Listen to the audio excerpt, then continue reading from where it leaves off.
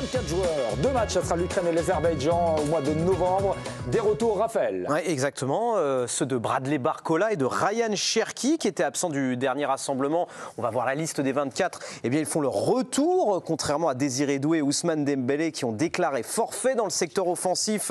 Retour également de Randal Kolo Muani qui enchaîne les matchs avec Tottenham. Jean-Philippe Mateta qui avait marqué son premier but avec les Bleus lors de sa première titularisation. C'était face à l'Islande et lui également là au milieu de terrain avec les absences de Rabiot et de Tchouaméni. À noter les retours donc de Warren Zaïre-Emery et surtout de N'Golo Kanté qui n'avait plus été appelé depuis un an. On écoute à ce sujet Didier Deschamps.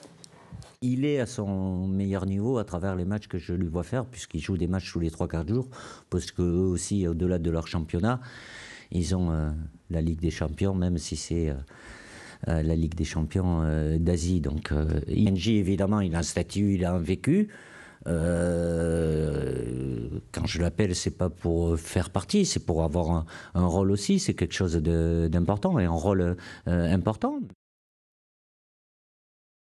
Laissez pas de Rabiot, donc Giovanni, vous voulez la main, vous allez la prendre puisque vous parlez sur Didier Deschamps. Vous l'avez déjà entendu, mais tout le monde ne l'avait pas entendu. Non, vous avez raison, c'est pas bien en plus de parler sur les sons. Non, mais sur les déclarations du sélectionneur, on comprend bien que pour le match qui compte et qui peut sceller la qualification de l'équipe de France face à l'Ukraine jeudi au Parc des Princes, N'Golo Kanté va débuter aux côtés de Manu Koné et Eduardo Camavinga. Voilà, Aurélien Tchouaméni, ça s'était vu lors du dernier rassemblement, est quelqu'un d'essentiel pour l'équilibre de l'équipe de France. Et il voulait quelqu'un d'expérience pour équilibrer ce 4-2-3-1. Et voilà, les déclarations de Didier Deschamps là-dessus nous font dire qu'il sera titulaire. Il est à son meilleur niveau. Il nous a dit, Jeannot, il faut mieux jouer en Arabie Saoudite en ce moment pour être à son meilleur niveau qu'en Europe, j'ai l'impression.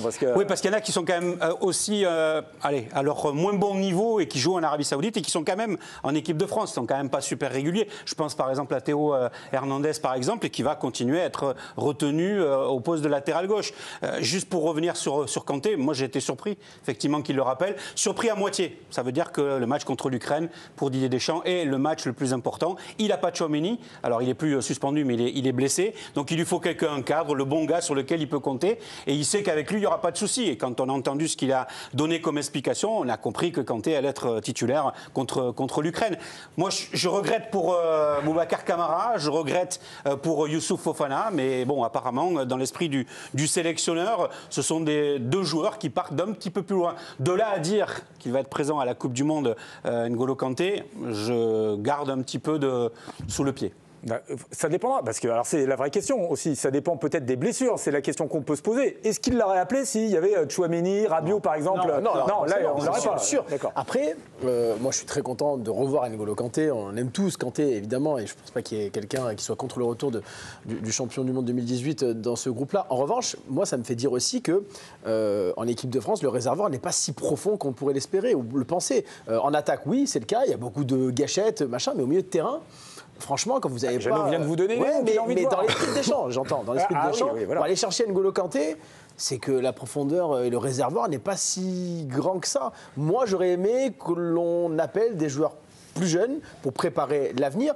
Mais est-ce que Deschamps a envie de préparer l'avenir? Il y aurait 6 mois à la tête de l'équipe de France. Honnêtement, aujourd'hui, comme tu le disais très bien, il faut gagner l'Ukraine, il faut aller à la Coupe du Monde. Donc, je pense que s'il avait été dans une optique alors peut-être pas sur ce match-là, mais d'aller plus loin avec cette équipe de France, je suis pas sûr qu'il rappelle des anciens comme N'Golo Kanté. Mais là, il est pragmatique, il a besoin de gagner. Il rappelle un ancien avec de l'expérience. Il est toujours pragmatique, Didier Deschamps. Il est encore plus pragmatique. C'est la dernière compétition.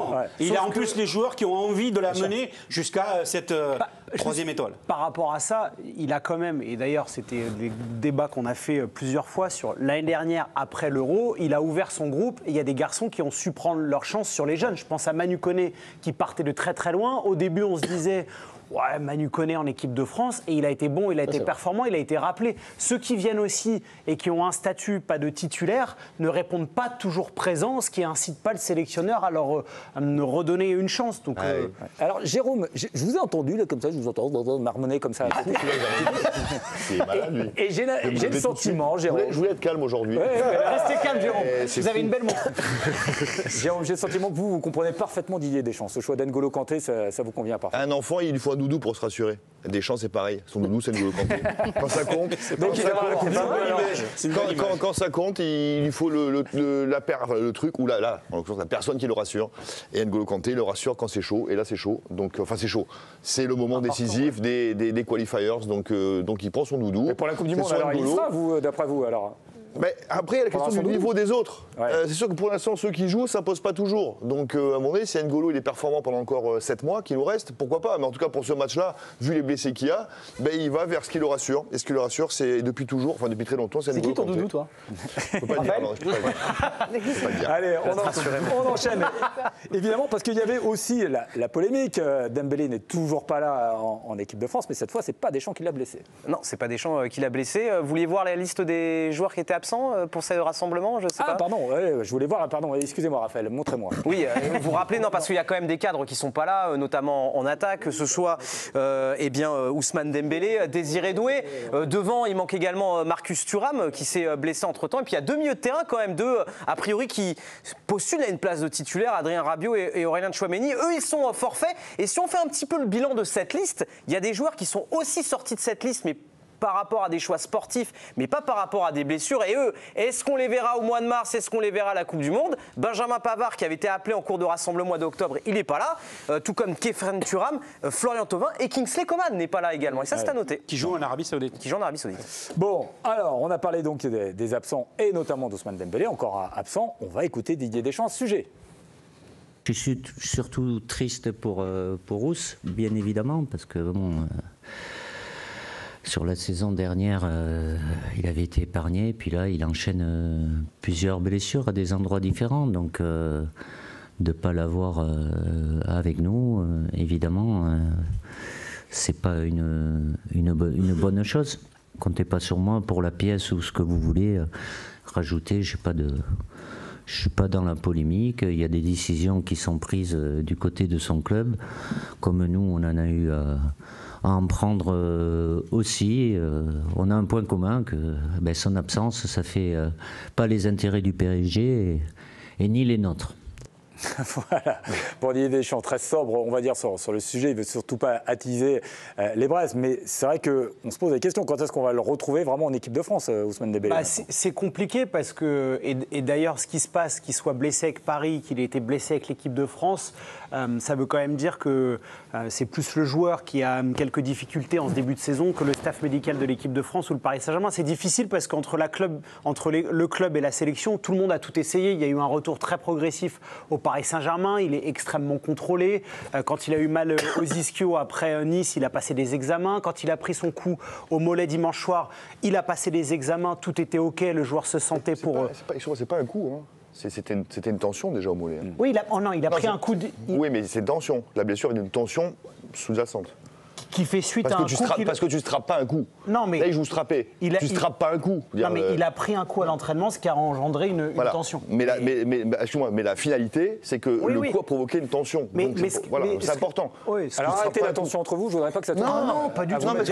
Parce qu'il ne faut pas que les gens nous font croire que c'était un coup. Si je t'ai vu voir une voilà, c'est pas un coup. C'est pour ça que même dans la mesure où tu avec le strap, tu peux déjà imaginer que dans l'idée du PSG, c'était une erreur de l'avoir fait. Exactement.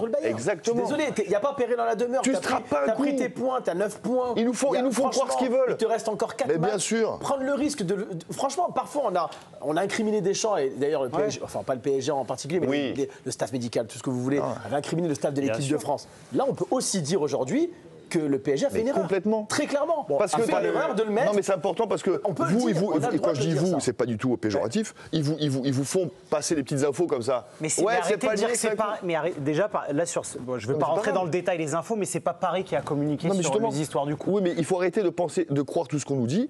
Ousmane est un joueur qui depuis le mois. Non, mais c'est pas un reproche. J'ai commencé ma phrase par ça. Bien sûr. Ousmane Dembélé est un joueur qui, factuellement, depuis le mois de juin, se blesse tous les mois. Oui ou non? Bien sûr. Voilà, merci. Donc Ousmane Dembélé, qui a un pédigré, il me semble, musculaire un peu important, non? Enfin, je sais pas. Ça allait mieux. Voilà, merci. Donc, on parle d'un joueur qui a fait 6 mois incroyables, qui a donné comme rarement, et qui, depuis le mois de juin, Rassemblement des Bleus, est blessé. Donc, à chaque fois, il est je reprends, je me blesse. Je reprends, je me blesse, je suis limite. Je reprends, je me blesse, je suis limite. Et là, je me répète. Ça veut dire que les infos que parfois on nous donne, et je me mets dans le truc, il faut les prendre avec des pincettes, parce que parfois on nous trimballe.